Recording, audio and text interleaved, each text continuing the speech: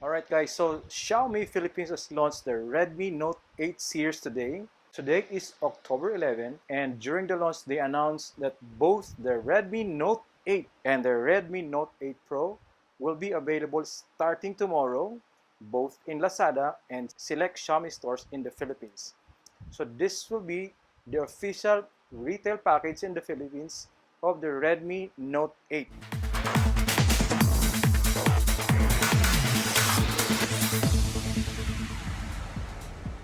The official Redmi Note 8 in the Philippines, and what we got here is the 4 gig and 64 gig version, and we have the Moonlight White, which is one of the most favorite colors among the 3 colors that will be released in the Philippines. So just a little disclosure, we won this Redmi Note 8 during the raffle on the launch this morning. So guys, tayo pa lang ang may pinakaunang unit ng Redmi Note 8 dito sa Pilipinas na mag-unbox nito. This will be again available tomorrow. So I'd like to tour you first to the retail package of the Redmi Note 8. So let's go and unbox this.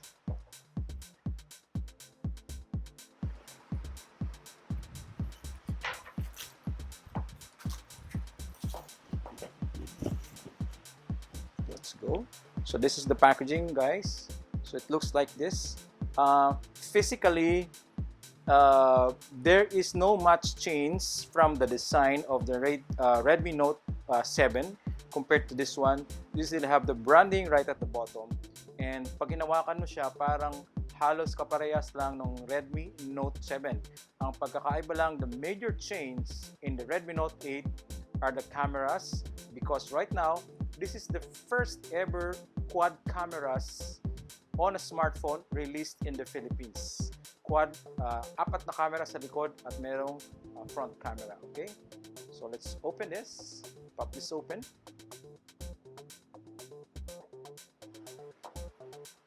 Very standard packaging from Xiaomi. So we have small box here. Let's inspect this first. Okay, so you have here the SIM ejector tool. And then you have some reading materials. The user guide, Redmi Note, and then the warranty card. Okay, so this is it.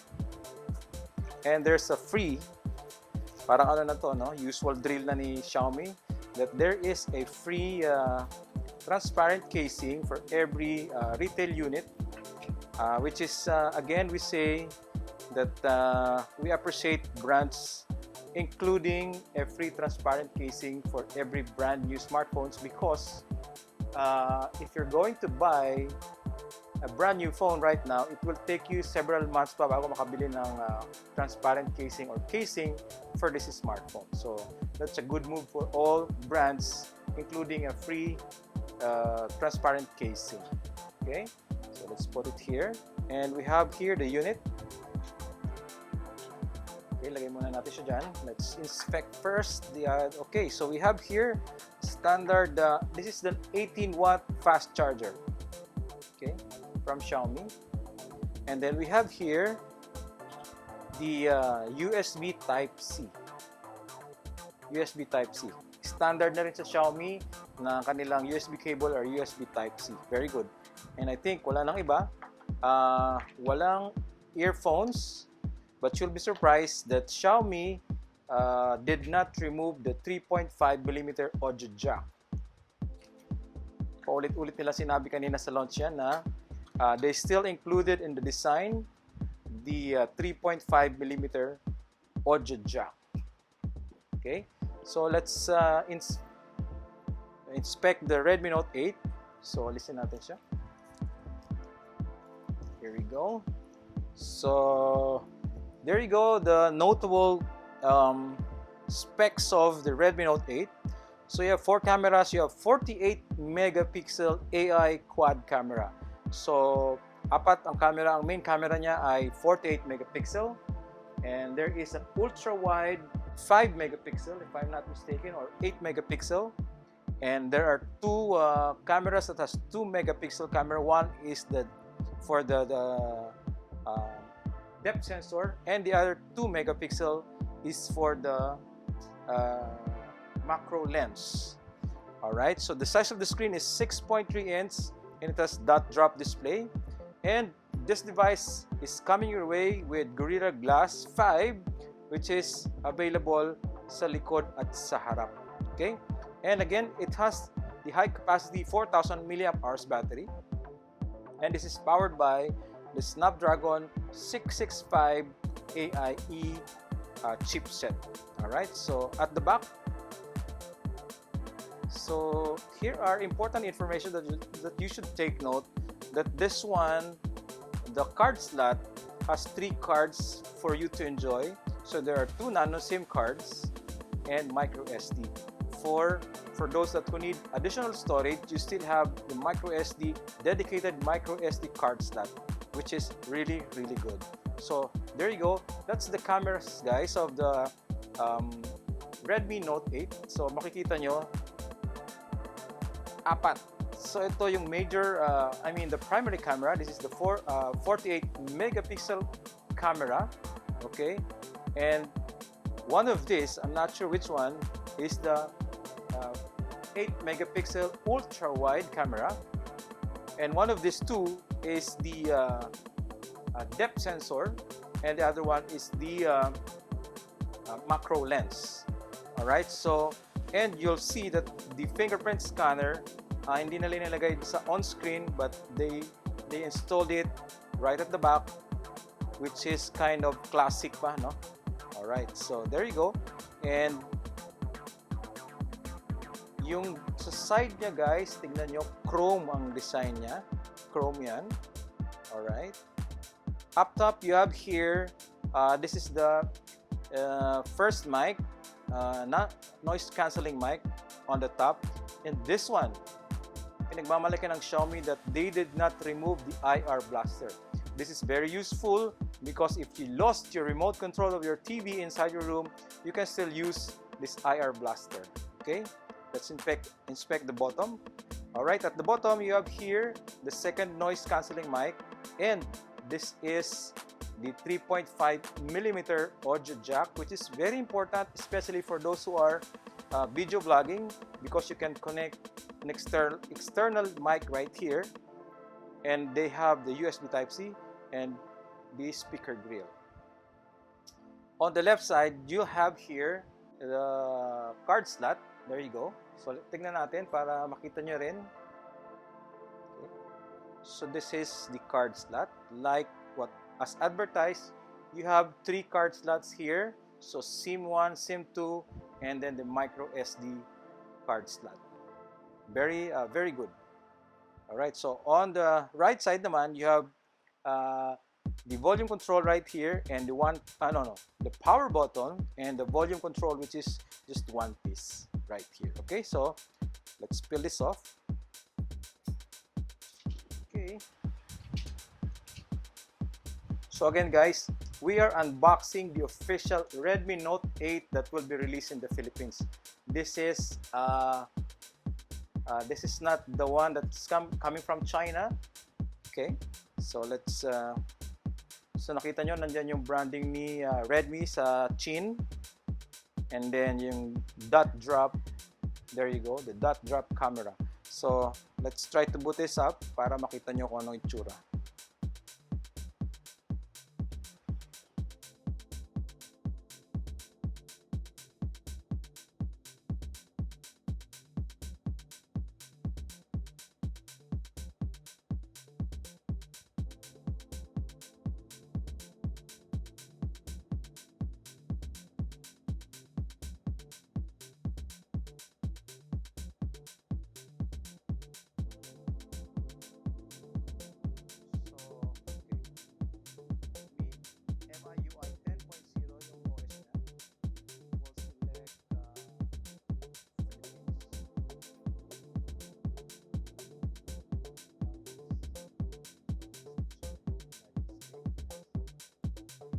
So here we go. Before we proceed, I'd like to point out immediately that the camera has a bump right here. So pag nakita nyo, tingnan nyo ha, pag pinatong nyo siya sa lapag, okay, so hindi siya pantay. So that's why I think you need to use this one, the transparent casing. Let's try to use this and compare kung wala na siyang hindi na siya umaalog. So that's a lot better. Hindi na siya masyadong umaalog. Okay? So again, tignan nyo kasi medyo yung camera bump. Yan siya. So yan kita nyo. That's the camera bump right there. And then again, pag pinatong mo siya sa lamesa, you'll be distracted by this. I'm pretty sure. Okay? So let's try to unlock it using the face again. So you have to swipe pa. Mabilis din, no? It's quite fast. And right now, even without you seeing it, I'm using my eyeglass. I have my eyeglasses with me, so it's fast. It's like the fingerprint scanner. Let's try it. It's also fast, very fast. It's actually lightning fast. All right. So there you go. The UI looks very familiar. This is the Mi UI 10. So guys, out of the 64 gig, there is still an available of 48 gigs na storage para sa inyo. I think that's still big, okay? But just in case you need more, you can add micro SD external storage through the dedicated micro SD card slot. Right? Manipis yung bezel, but if you want to actually see kung gaano kanipis yung bezel, you have to launch an app na may white background. Let's try to find okay, yan So the distribution of the bezel are perfect. Kita nyo, hindi siya sobrang nipis pero manipis na rin siya. Knowing that it has a 6.3-inch full HD display with 409 ppi. So there you go. So this is the Android version. Ito yung hinahanap ko So Android 9 Pie. And on top of it is the Mi UI 10. Okay, so that's the unboxing, the quick unboxing and quick tour of the Redmi Note 8. Ganyan ang itsura ng camera app. Wait lang. We'll find something to take picture.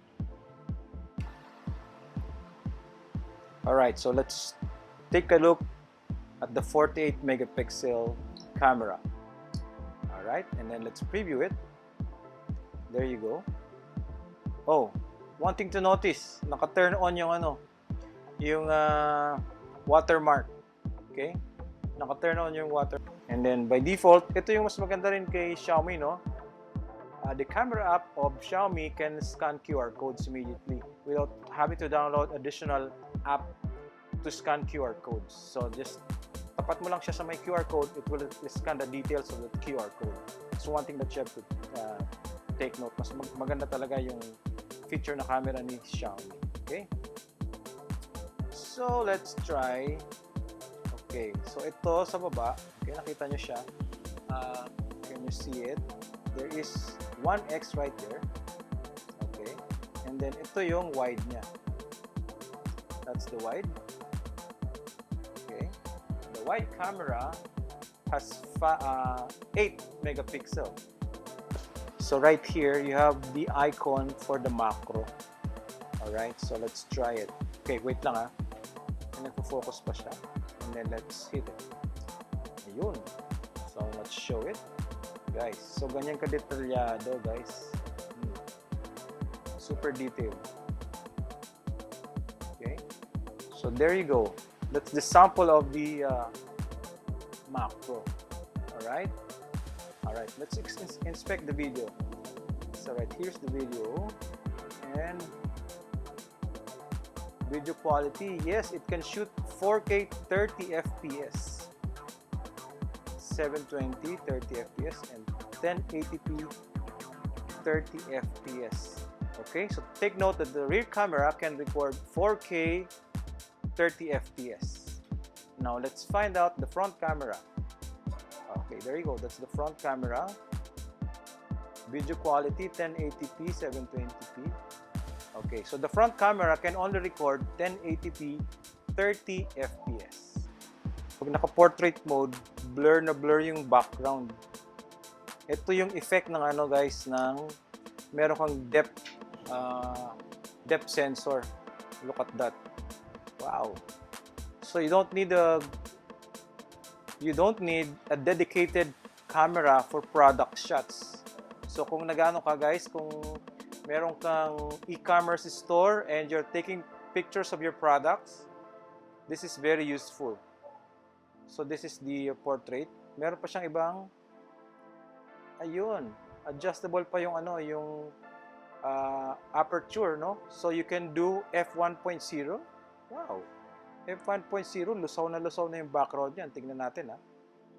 Let's do an f1.0 shot of this watch. Wow. Okay. There you go. Look at that. Very detailed. And look at how isolated the subject is with the back. Alright, so that's it guys. This is the quick unboxing of the Redmi Note 8. Again, this is the official Redmi Note 8 that will be released in the Philippines. Alright, so thank you very much for watching. I hope you can subscribe to our channel. This has been Tito Spidey, and I'll see you in our next video.